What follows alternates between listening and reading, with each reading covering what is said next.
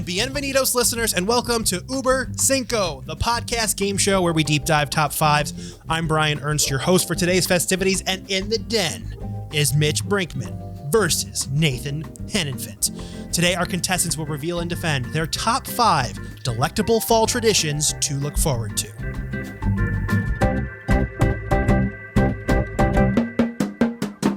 All right, this man towers over fallen leaves as if they were the remnants of his enemies, and if he in fact liked coffee, would be the biggest pumpkin spice latte consumer this side of the Mississippi. This, of course, is Nathan, long hair, don't care, Hennenfent. How are you, sir?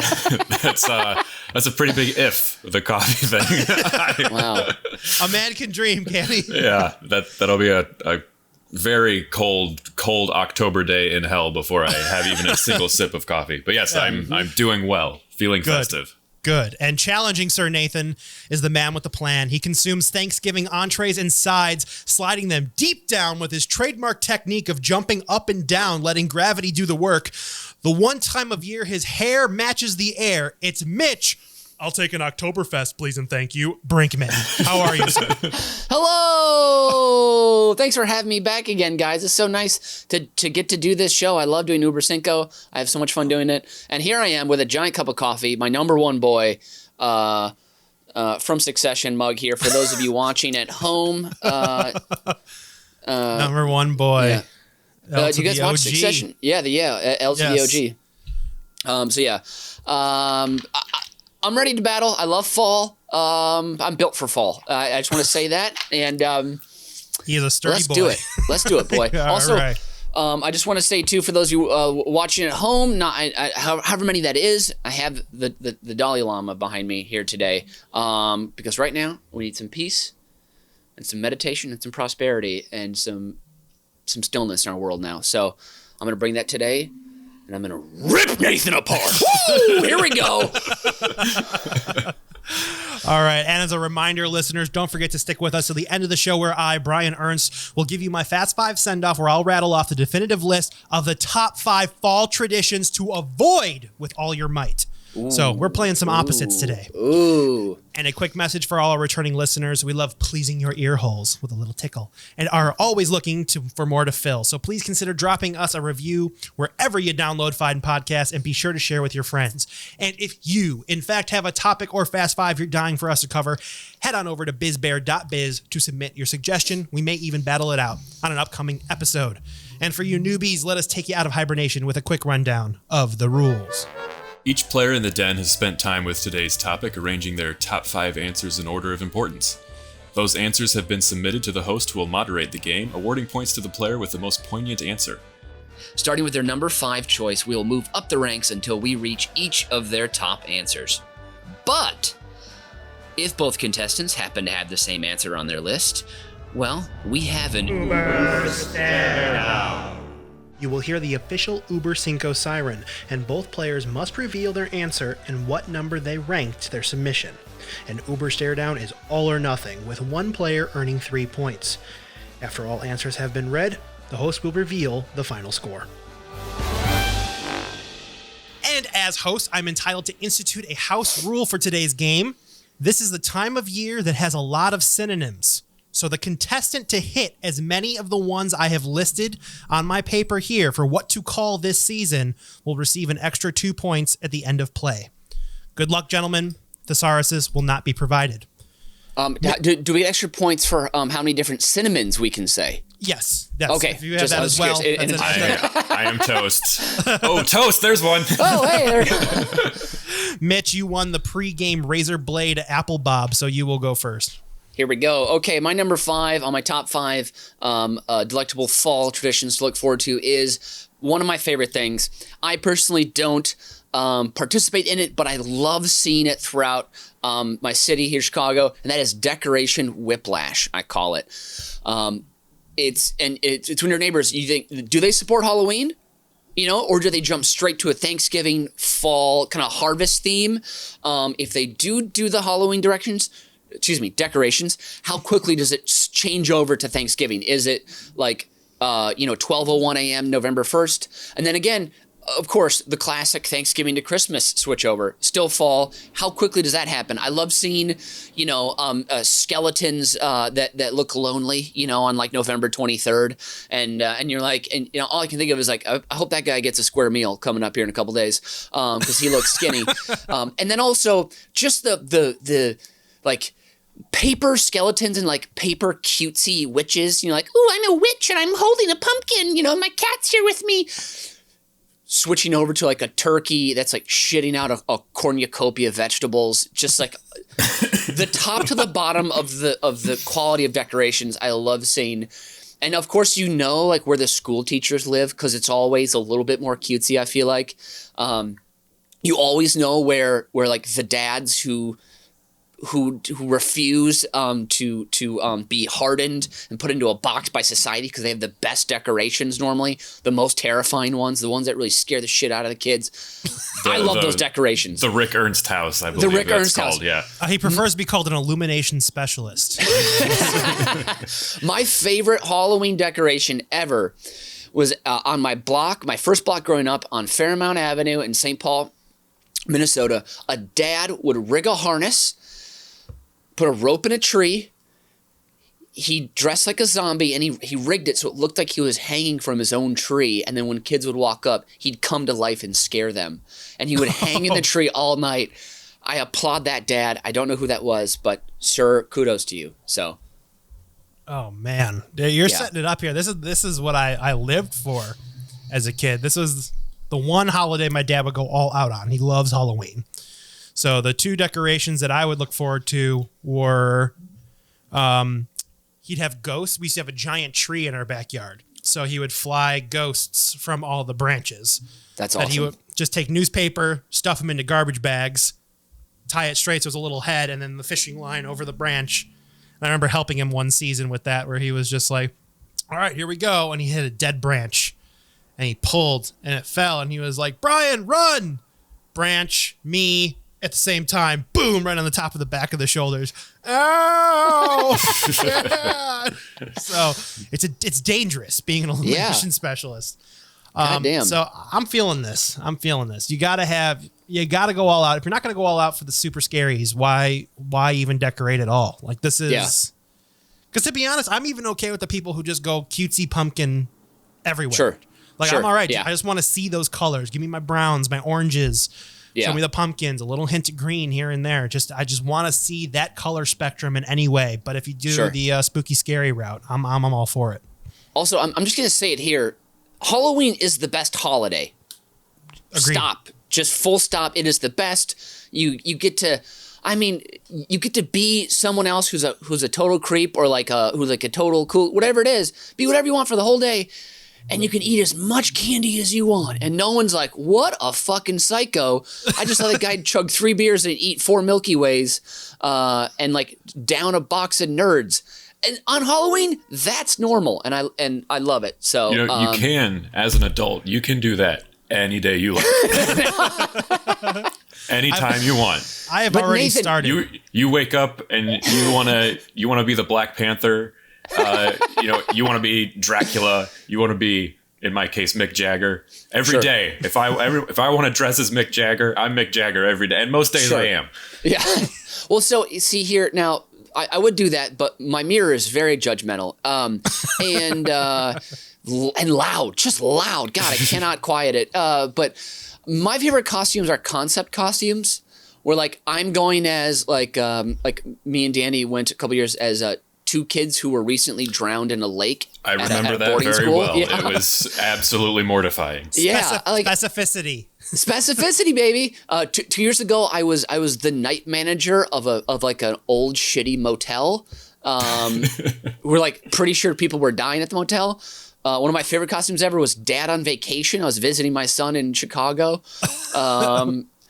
And I actually had people think I was a dad on vacation. I had a camcorder. People in the bar were like, where's your son? And I pointed to Robert Smith, who looks older than me, because he is. And they're like, just confusion, just utter confusion. I love Halloween. Love it. So I have gotten so many compliments on, oh my God, It's Always Sunny. Was it the McBoyles? Oh, yeah. Oh, and Yes. the McPoyles. Yes. McPoyles. Oh, my God. I remember, you walked up to one of my friends, and I heard this secondhand. Oh, yeah, it was You walked- Jeff. Yeah. You were drinking milk, and you just kind of showed up, and you're like, pound it. I hear about that every Halloween now. Because The McPoyles are the most fun costume. You just get to be in a bathrobe. It's like being the dude, but you don't have to be cool. You can be creepy, and it's fine. So, yeah. I think as an adult, I've only been other real human beings for my Halloween costumes. now is the year to change. Well, no, this year I'm going to be myself, as if I had been able to attend the Rolling Stones concert in June, and I'm going to wear the outfit I had planned for that. Oh. So I'll be a real person in an alternate universe where 2020 wasn't a complete shit show. Sure. Nice. Sure. Nice. That's a very high concept costume. I like that. The longer someone has to stand and listen to what the costume is, the better it is. That's my. All right. I think that brings us on to Nathan, your number 5. Yeah. My number 5 autumnal equinox tradition is watching 0 scary movies, except for the 2 that I go for every year: Young Frankenstein and What We Do in the Shadows. Those are my 2 Halloween movies. Absolute number 1 and 2 right there. Anything else I watch is just a bonus, but those are the ones I go for. Young Frankenstein, it obviously has been around a lot longer, so that's the one I have hit every single year, but I've worked What We Do in the Shadows into the pantheon. Yeah, I mean, I don't really enjoy scary movies. I never really understood the appeal of it. I think most of them are just boring, and I don't really enjoy the sensation of being scared. I mean, I'm a neurotic guy. I'm afraid of almost everything in the real world, so I don't need to add anything into that. Every day is a horror. But I love the lighter side of Halloween. These are comedies. I love kind of the laughing in the face of death that it embodies. The trick-or-treating spirit. But Young Frankenstein, Gene Wilder, the legend, the fact that it was shot on all the original Frankenstein sets and original props from the 1930s, it's so true to the spirit of the original films, but then absolutely hilarious. So I don't get into the Halloween movies most people watch, but I promise anybody, if they just sit down with their hot chocolate, pour a little whatever your spooky spirit into it is, take an evening to have a little Halloween double feature, that'll get you into the spirit real quick. I just want to say, Grauman's Marshmallow Schnapps is a great choice for your Halloween drink. It's 120 proof and warms you right up. Feels like you've been roasting over a fire. Grauman's. It gets you there. On a recommendation from Mitch's brother, I think we've recently discovered the What We Do in the Shadows show, which I was so skeptical of that I had not started it. And because of how much I love the What We Do in the Shadows movie, we gave it a shot, and it is delightful. It's great. It's different characters. It takes it a little bit different way, but it's equally entertaining. So much so that I wanted to go back and watch the movie and realize I didn't have it. So I bought that this week and rewatched the movie again, and it's so fun. It's such a great. Nathan, I want to say I've never seen Young Frankenstein in full. I've only seen like chunks on TV. So I would love to do a Netflix or an Amazon watch party with you. Watch it at the same time. Let's do that. We're doing it. This fall season. For sure. Awesome. Even to this day, my sister and I watched it when we were young. And this time of year, my sister all the time, rolly, rolly, rolling. Hey. So either that or What Knockers? Why, thank you, Doctor. So it is one of the most quotable movies of all time. Yeah. I won't add any more quotes because then I'll just get going and we will go forever. We will go forever. So I need to score this round.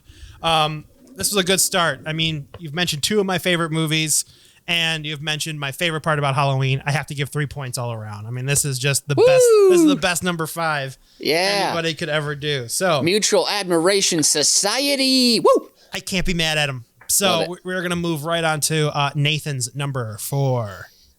All right. My number 4 harvest time tradition is transitioning into fall music mode, which for a good start there is actually the Harvest trilogy, which I revisit every year, which is Neil Young with Harvest, Harvest Moon, and Prairie Wind.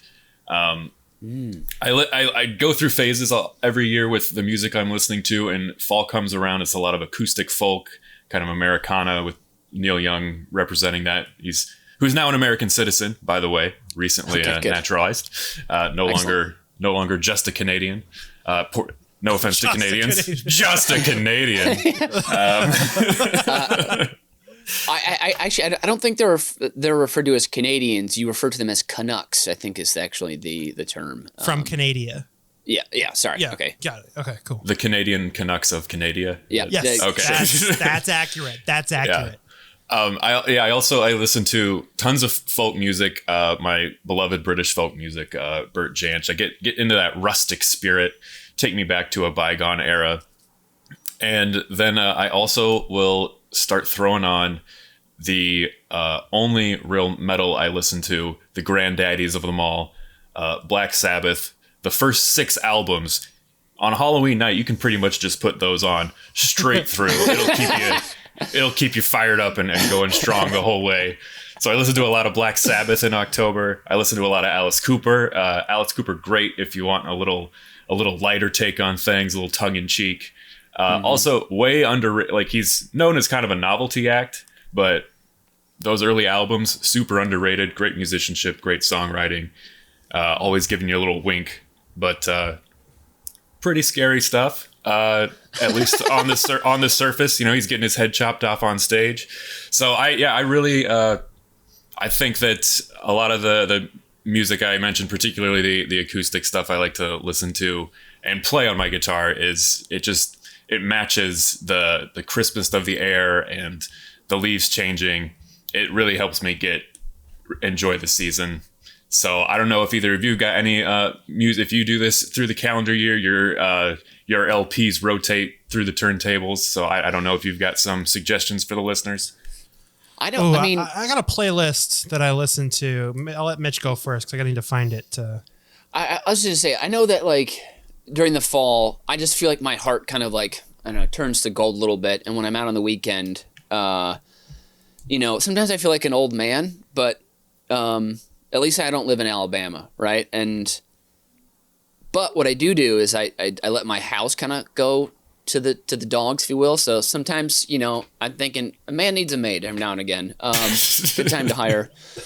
But I see what you're doing. But then when Thanksgiving comes, hey, it's full harvest, and it's but sometimes you have a little too much fun.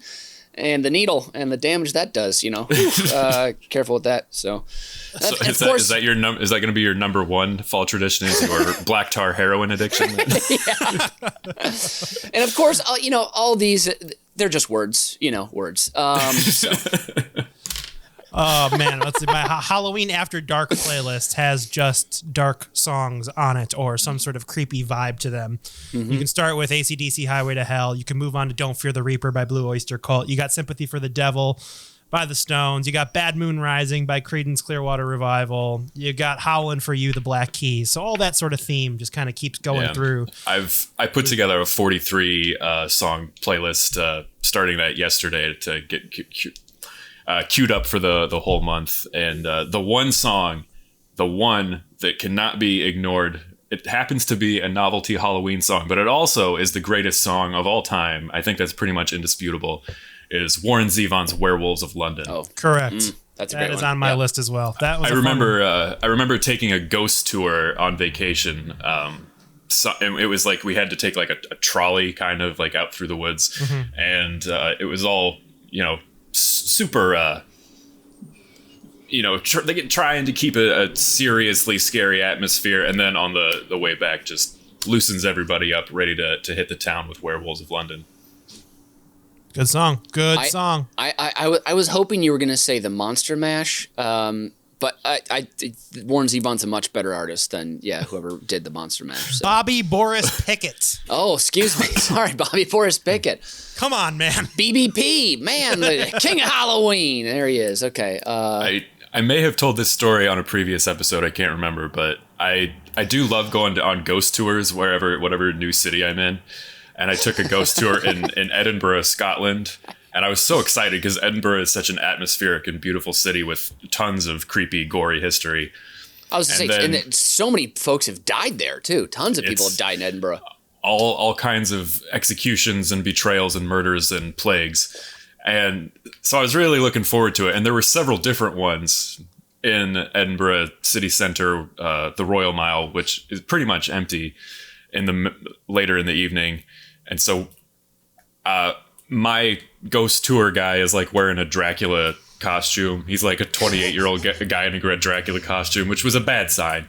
But then he had his like roommate was his co-tour guide who would like jump out and scare us at different points in the city. But they were getting in some sort of an argument like from their personal lives that was carrying over. And they literally would like start shoving each other at points, and half of the group thought this was part of the script. And then the guy was like, "I wish you would stick to the script." And gave him and they were like literally physically ready to come to blows. And I kept like looking, like I'd see like 2 blocks away down the street, like another ghost tour, and they'd all just be like laughing and kind of had a little skip in their step. And I had total ghost tour envy, and I was hoping we would cross paths with them close enough to where I could just kind of melt into the other one that I hadn't paid for, but I had to ride it out to the end. Damn is right. Damn. All right, moving on to Mitch, your number 4. Compete with that. Sure, I'll attempt to. My number 4 is stews. Just all the stews. All the hearty fall food that sticks to your ribs. I'm going to read off a quick list here. You got vegetable stew. That's great. Risotto stew. It's kind of a stew. Beef stew. Barley and beef stew. Ham stew. Chicken noodle stew. Quinoa turkey kale stew. Chickpea turmeric spinach stew. Bread pudding bourbon sauce stew. I mean, there's like all the stews you can just make. Basically, just take your favorite food, add some extra broth or whatever, cook it a little longer, add in some extra spices, get some chunky potatoes in there. You got stews, and it's great. You just cook them, put them on the stove, put the lid on when you're done with scooping one bowl. Go back a couple hours later, lid off. The heat's still in there. Steam rises, gives you a little facial. Get another bowl of stew. Just keep eating the stew. Keeps you alive. Sticks to your ribs. Makes you feel warm inside. Great one-pot meal. Easy leftovers.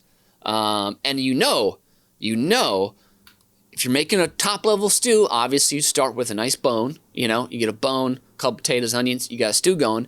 But you know that you've made the best stew in the world is if the next day when it's cold, you take it out, you try a little bit. No heat up. If it still tastes good, you did it right the first time. So, and if it doesn't taste good, then time to add some more seasoning to that. So, I love me some stews. Love the stews. So, stews. Doesn't that rule apply for all food? No, that is absolutely true. But I think stews actually, I should say this. Some stews I make, they get better when they sit. So if it's even better the next day, yeah. I'd never contribute much to this show in a culinary sense. No, that's not true. I too live by the golden rule that if it doesn't taste good, you didn't do a good job. That is totally my thought process. No. If it doesn't taste good cold, you don't have to heat it up. If it tastes good cold, you know you made it right. Because there's some food. Nathan and I are going to choose to hear that the way we want it to. So okay, fine. If you guys want any stew recipes, you let me know. I've got a bunch of stews, bunch of pages of stews over here, just ready to. You just like saying stew. Stew is not a synonym for fall. You're not getting any points for this. No stew, don't make me stew in it over here. Come on, shut up. What were you telling me your favorite Led Zeppelin song was? Oh, Boogie with Stew. That's right. Yes. Exactly. Oh, what was the name of the human that gets brought into the house and What We Do in the Shadows? Oh, yeah, that's right. It's Stu. Oh, right. Yeah. See, Stew works. Stew works. Stew's great.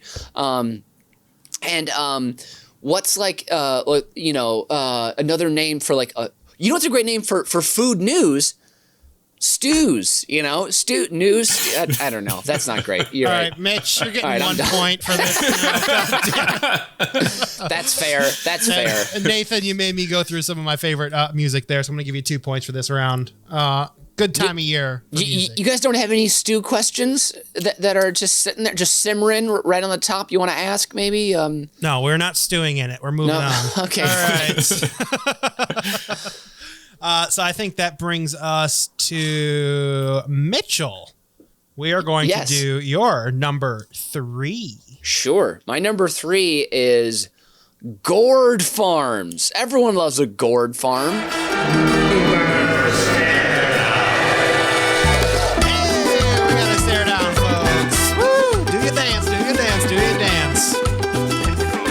This gourd farm, I believe, pairs with Nathan, your number 1. My number 1, which is titled "Stealing the Great Pumpkin from the Pumpkin Patch." Oh, man. Nathan, Mitchell, you brought up gourds first, so you take the first crack at this. So, one reason I love gourd farms, obviously, this is the place where white people's favorite outfit gets to shine.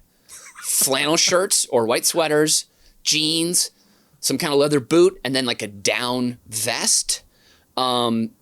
This is a classic Americana look, and best place to wear it, best place to rock it is at a gourd farm. And then at these gourd farms, of course, you have engagement photos in the patch. You could do graduation photos in the patch, family photos in the patch, babies as if they are gourds photos in the patch. It's like an endless amount of delightful, cutesy fall photos you can take at the gourd farm. Also during this season, of course, in fall, because of these gourd farms growing so many things like pumpkins, pumpkin just leaks everywhere in society. Brian already mentioned the pumpkin spice latte. You've got pumpkin risotto. Ooh, pumpkin stew. Ooh, delicious. Oh my gosh.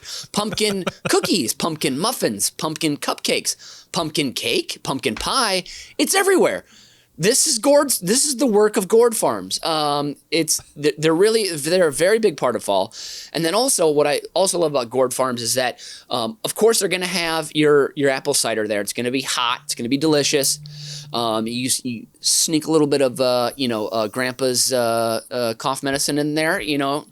Makes the gourd tour a little better. But I love on a gourd farm when they have a haunted hayride that goes out throughout, the gourd patches. My favorite memory from a haunted gourd hayride, I was in junior high. It was a youth group outing.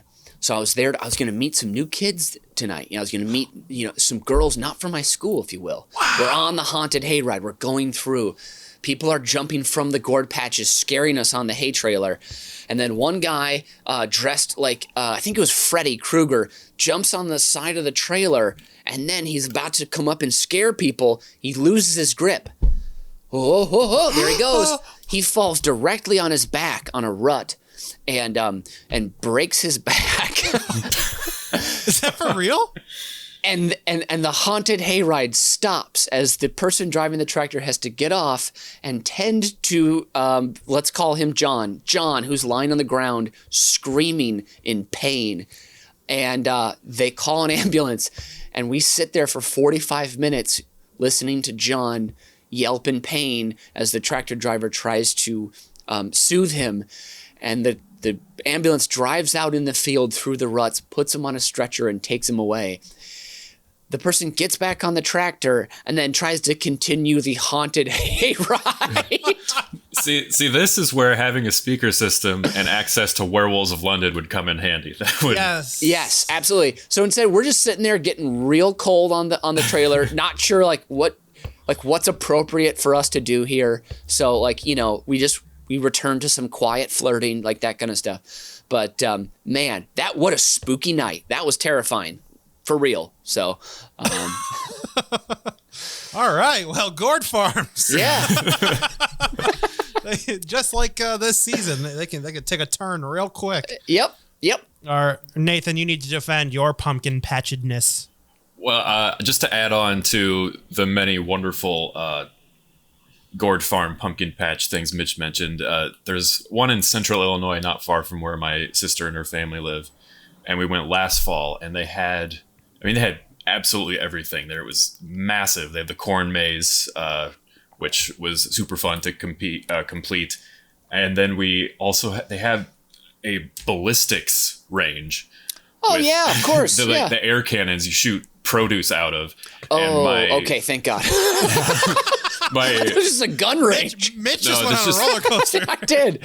They're these air cannons. They're like 6 feet long, and you pay and you get like a bucket of apples, and you shoot at cars that are like 50 or 100 yards away or whatever. And the first one in my family to hit the target was my then 3-year-old niece Allison, and I have a video of that. It was the best moment of fall season last year, was seeing little Allison just nailing that old Buick from 1982 out there in the pumpkin patch with some rotten apples. Pretty awesome. Wow. But then, so I mentioned here stealing the great pumpkin from the pumpkin patch. First of all, little shout out to my favorite Halloween special with Charlie Brown and Linus waiting for the great pumpkin to rise out of the pumpkin patch. That's a tradition I always observe.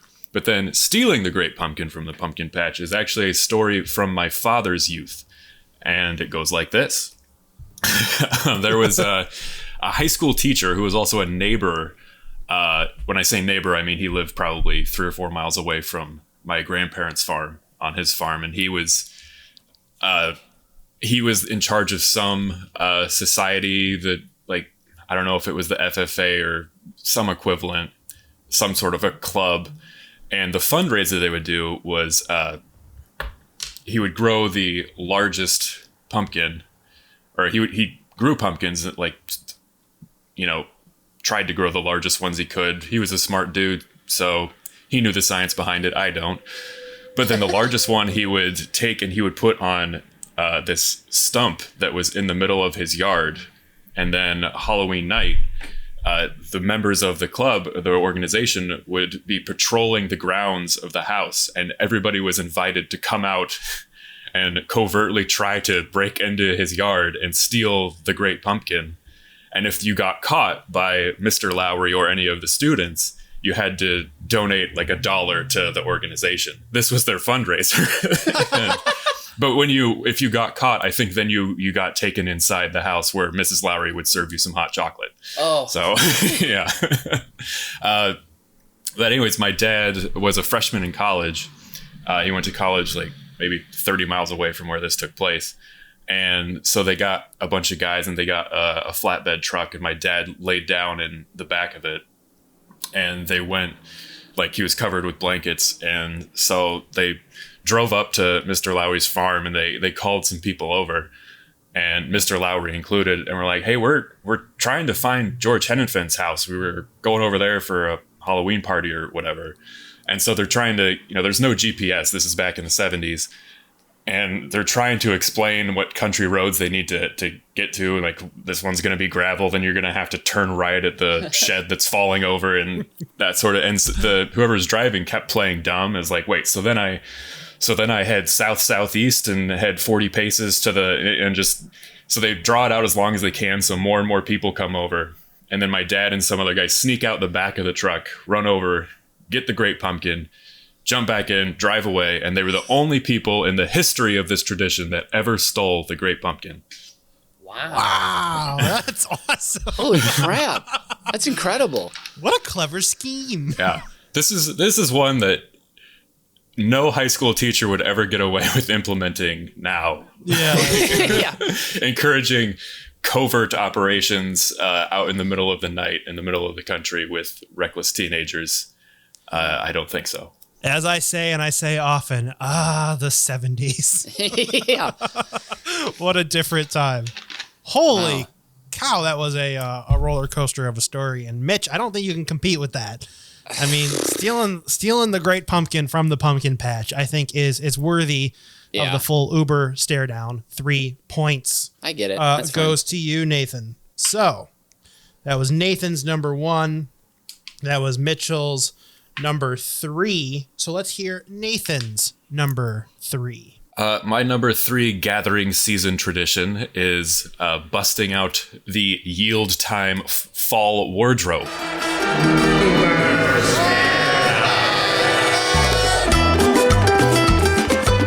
This also goes against Mitchell's number 1. So you're both going after your number 1s today. So, Mitch, what is your number 1 on your list here?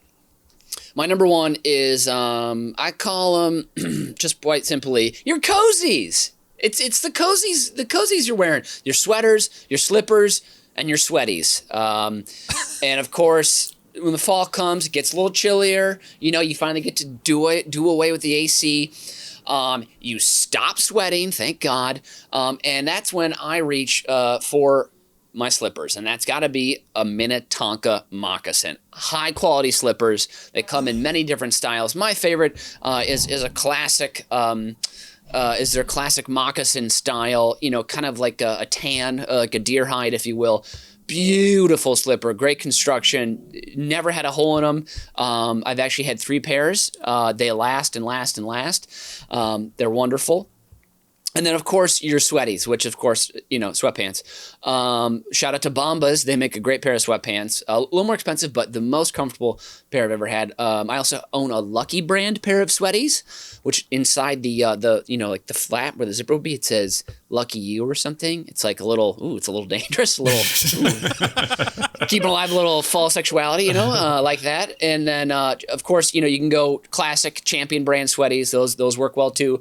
But in general, I'm going to suggest a taper for the sweatpants, and it's nice to have something like a not a collar but a cuff at the bottom. Of course, helps keeps your socks up too. You got to have some wool socks on, something nice and warm, but something that keeps your feet dry as well. And then of course sweaters. You guys know I love sweaters. Fell in love with sweaters in college. So many great sweaters I've had over the years. I'm just going to run through a couple. Actually, I have one on right now. And this is a sweatshirt, really, just a classic black sweatshirt here. This is my current favorite house sweater. This is I think Eddie Bauer. No, sorry, Chaps brand. This used to be my mother's sweater, actually. I stole it from her closet. Great house sweater. I have a Hooch crew neck sweatshirt. One of my favorites is a 70s era. It's like a brown, yellow, orange Arctic Cat snowmobiling sweater. It's fucking dope. The zipper's broken, but it's great for fall. Of course, the Lebowski sweater. You guys know that one. That one's a wonderful item. This is why I love fall, because you can throw a sweater on and you can go outside. Of course, and go inside outside. It's very versatile. I have an 80s yachting sweater that is great. Can go with some of your more daring pants in the fall too, if you want to get a little snazzy.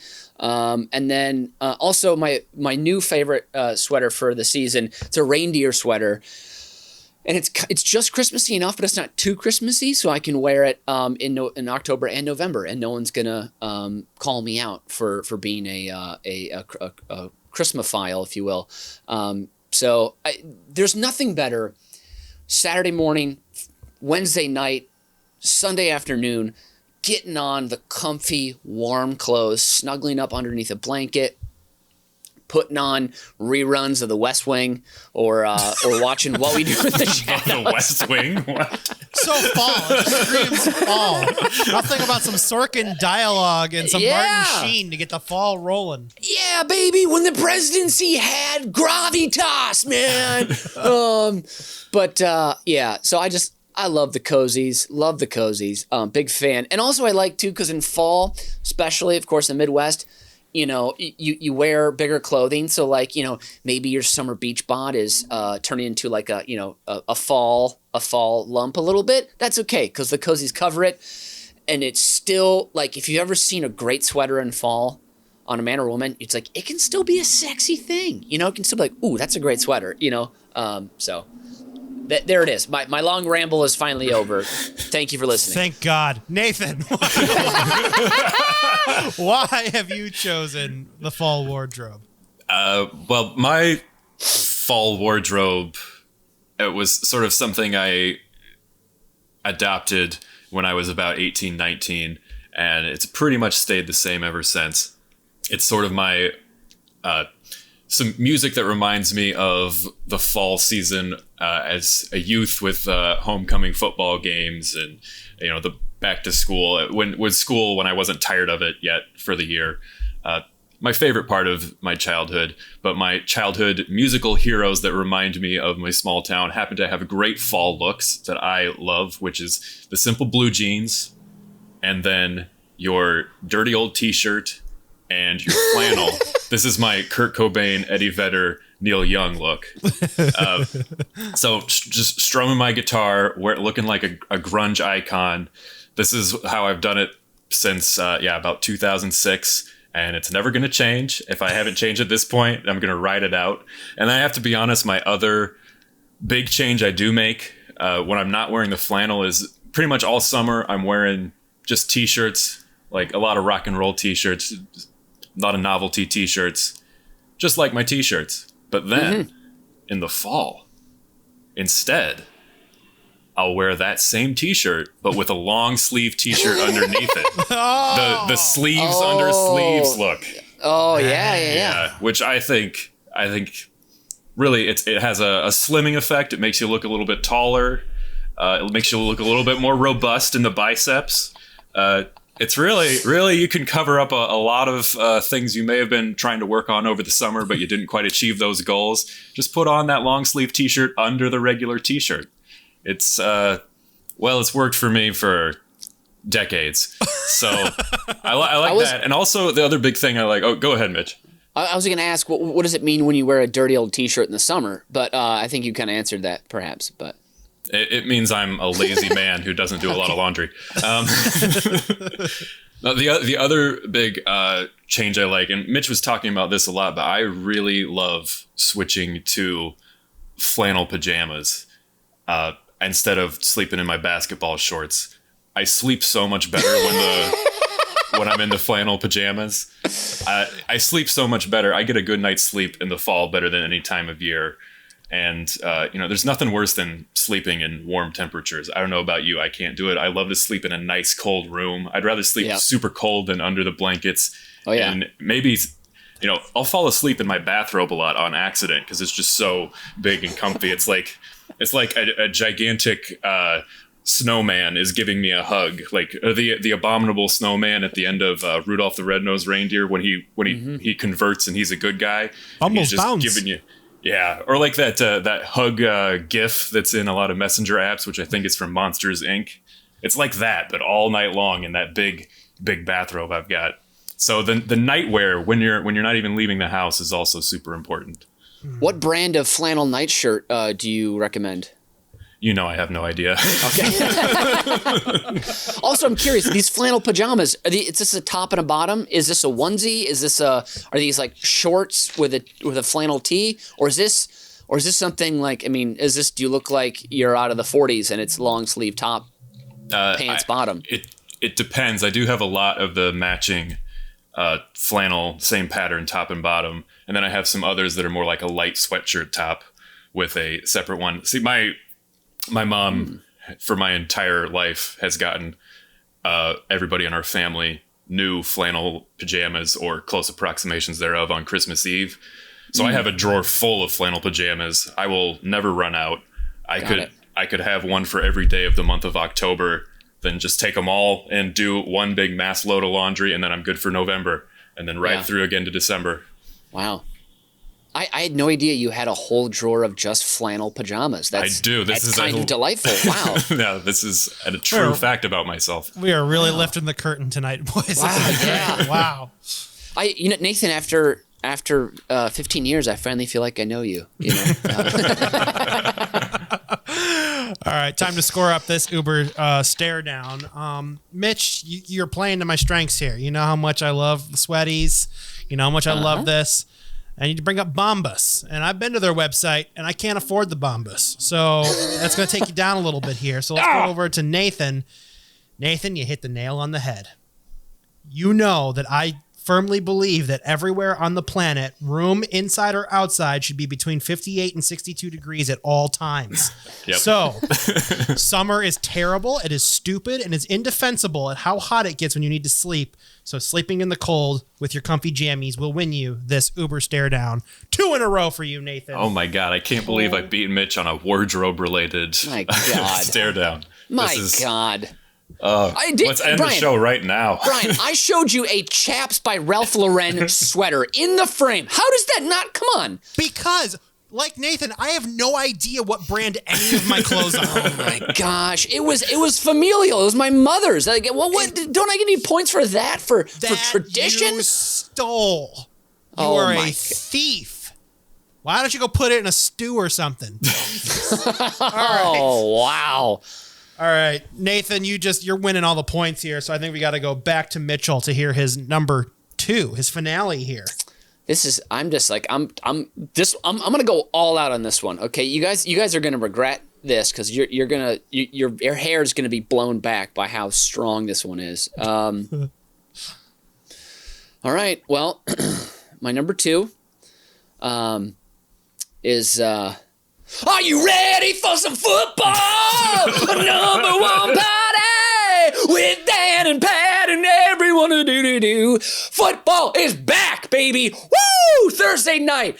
You eat dinner, settle into a game, watch it till 10:30. Friday comes, it's Friday. It's Friday. Everyone loves Friday. And then Saturday. Here's Saturday. EPL is back. College football is back. NFL is back. You wake up 6:30 a.m. Saturday morning. You're down at the pub. You're drinking pints. You're yelling at the TV. You're watching all the way through until like noon to 1 based on the games.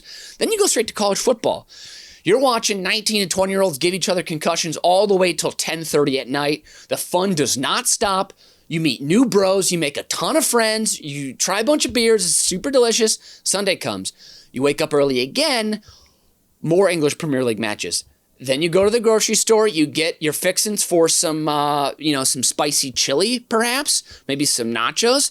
And of course, when you're making chilies or nachos, reach for Bush's Southwest beans because they are perfect in a family recipe chili or right on top of those crispy chips with a melted cheese. Bush's Southwest baked beans, where the meal starts and the party continues. Okay, and then of course, on Sunday, then, you watch your EPL, you get to the NFL football, the crown jewel of the football. You're watching, if you're in the Midwest, from noon until 10:30 at night. Your eyes will bleed and eat and cry football. You are so lucky to live in this country. The one break you get, 6:30 to 7:30. To shit and wash yourself, and then you're back to more football because Sunday night on NBC is here, baby. And then, of course, the work week. You got Monday. But guess what? Monday Night Football. Woo! On the Disney Family channels is there, or Family of channels, I should say. Not the Disney Family channel. Monday Night Football is back. The greatest tradition in American sports history. And before Monday Night Football, hey, you got the 2 p.m. English Premier League match, Monday match of the week. Boom, that's more football you get to watch. You get to skip out of work right there. And then also, Wednesday, you got a midweek English Premier League match to watch. Also, maybe some Champions League. Who knows? Football is back. You don't have to do anything anymore except for watch football. All you got to do is figure out what to do with Tuesday and Friday. So Tuesday is really tough, but Friday, is fun. Woo!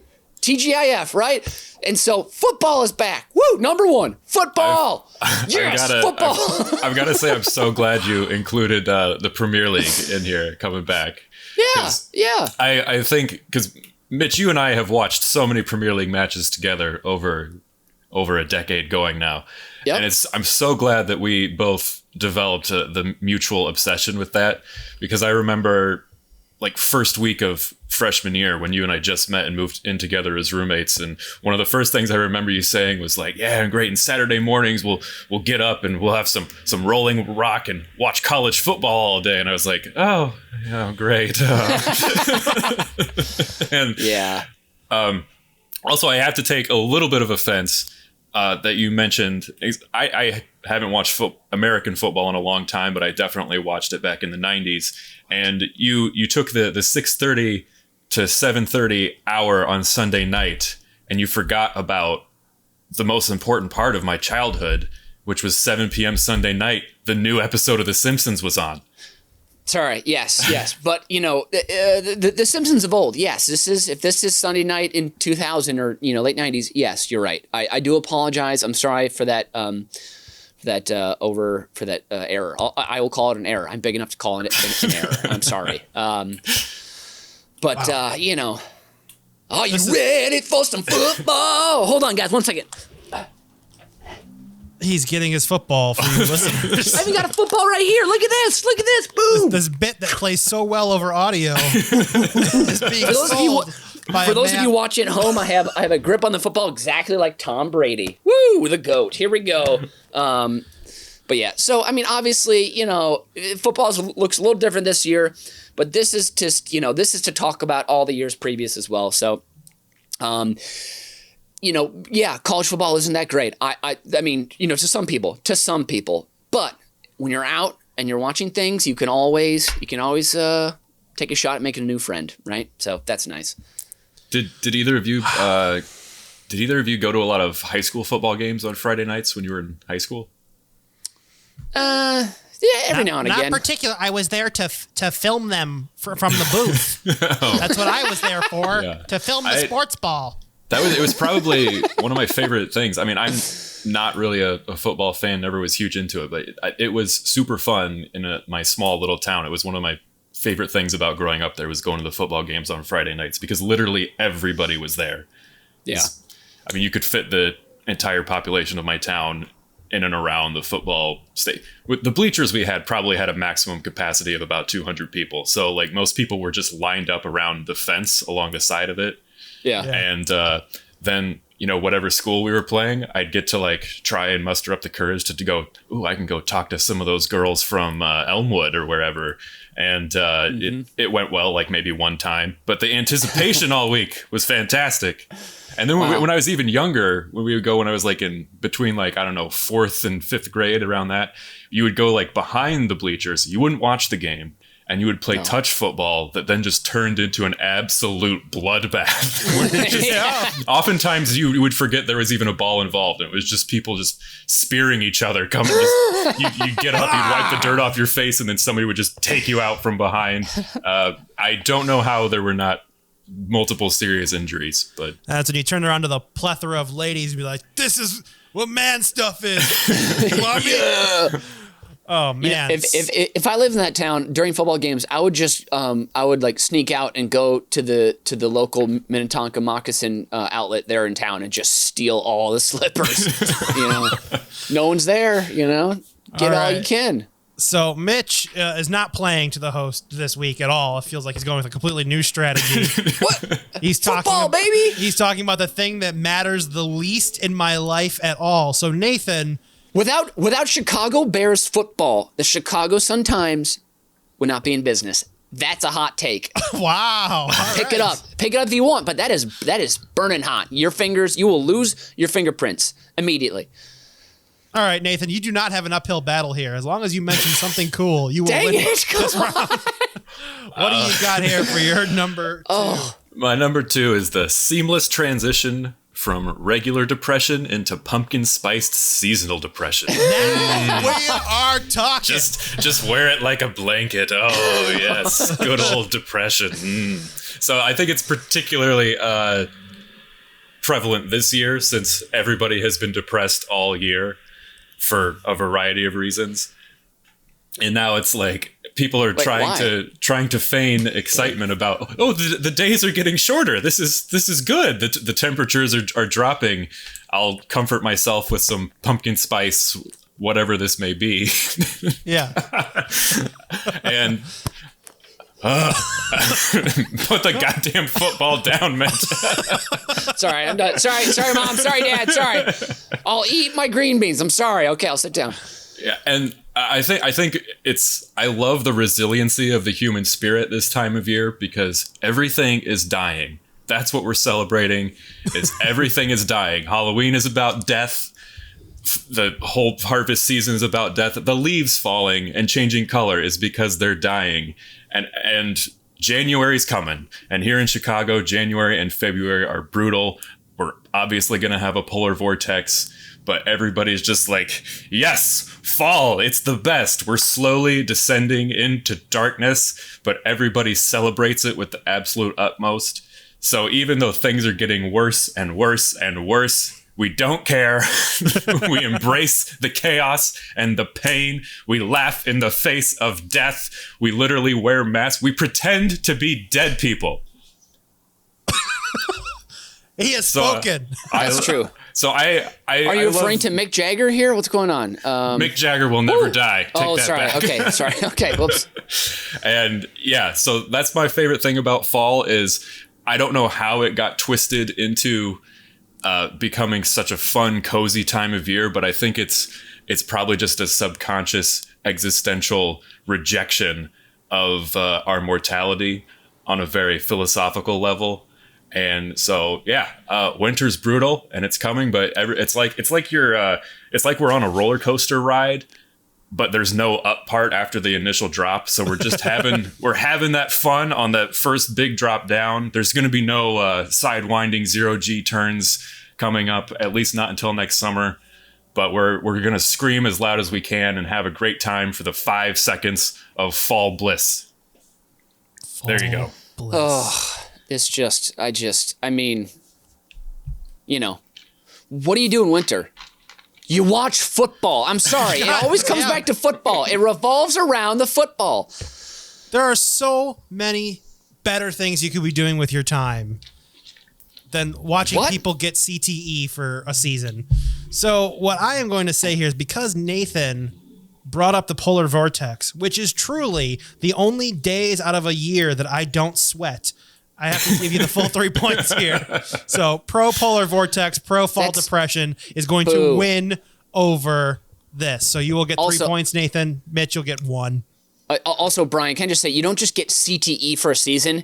It's forever. Okay, I don't know if you knew that or not. But no, but it starts in the seasons that you watch. So you're contributing to the problem. I just want you to know that. Also, after you harvest all your food at the end of the season, then you get to spend winter like making jams and like preserving the food, and then you got a full stocked cellar. And a great thing to make with all that salted meat you put in the cellar. I mean, take a bone that you put in the freezer, you got a stew going. So, all right, tallying up this game, Mitch, man, you only got 5 points today. So wow, this is clear. Clearly the fix is in. Brian, you should apply to be an NBA referee because this is horseshit. And Nathan, in gameplay, you have earned 14 points. Plus, early on, you've said autumn, fall, equinox, and harvest, giving you the extra 2 points at the end, bringing your total to 16. I just said harvest now. He said more of them than you, so he gets more of the point. You did not say equinox. So you missed Indian summer and the reaping. Both of you missed. So, Nathan, you will finish with 16 points today to Mitch's, dare I say, pathetic 5? That's wow. It's like I'm the Miami Heat, who's like an underdog upstart, who's like a team, and like we play our game. We don't like bow down and like just like. Are you calling me You're the Los LeBron Angeles James. Lakers? You are the Los Angeles Lakers, Nathan. This is you have gone too far. Yes. Guys, cut his mic. You are your favorite version of the Los Angeles Lakers, one that starts Dwight Howard. Now that is a terrifying Halloween image. Boo! All right. And we can't go away today without listening to the opposite of said argument today with my Fast 5 top 5 fall traditions to avoid with all your might. If football is on this list, I'll be so pissed. I just want to say you'll like this. Number 5, the World Series. It's boring. Baseball is ocular ambient, and you have better things to do. Moving on. Number 4, candy corn. It's not candy or corn. It is taste bud hellscape of a decoration masquerading as something edible. Do yourselves a favor, take this shit to the nearest trash can or mail to Facebook friends you have recently deleted to solidify the ending of your communication. Trust me, they will get the message. Number 3, Black Friday. There has never been a Walmart TV worth dying for, unless this year's ad showcases a 90-inch levitating 8K OLED display that comes preloaded with Tenet and Top Gun Maverick for $99. Just stay home. We don't need Daddy explaining to little Timmy and Josephine that, while tragic, Mommy died trying to make Daddy's man cave fucking elite. All right. Number 2, the Autumn Equinox Sacrifice. It's messy and they never cook the virgin right. All right. And the number 1 fall tradition to avoid with all your might is the one where transformations occur. Things get put in mouths, and then all the sucking starts, and people just aren't themselves. And I'm not talking about vampires or sexual favors. I'm talking about, number 1, the Starbucks line. The second this fall menu hits, the suburban whites are awoken. Hypocrites who have called Starbucks a waste of money all year rise up from the ground to get a pump of nutmeg and cinnamon in their morning joe. With each sip, more leggings and Uggs appear, asking for extra caramel drizzle, inciting a recession-inducing sugar crash that can only be cured by a trip to Target's holiday aisle. And all you wanted was a blonde roast with some banana bread. But you've been good this week. You deserve it. But your favorites are gone. They can't keep up with the pumpkin spice. The bags under the eyes of the baristas remind you of the undead. And then it subsides. You think it's ended, but then... Oh, God. The Starbucks truck backs up, delivering all of the peppermint mocha, and it starts over again! Holy shit! That is this week's Über Cinco. From the well-hidden pumpkin patches of Old Irving Park has been... Nathan Hennenfent. And from deep inside Sopaco's underutilized corn maze has been... Mitch Brinkman. And I have been Brian Ernst, and as Bizbear always says, till your fields for a healthy harvest. Auf Wiedersehen and adios.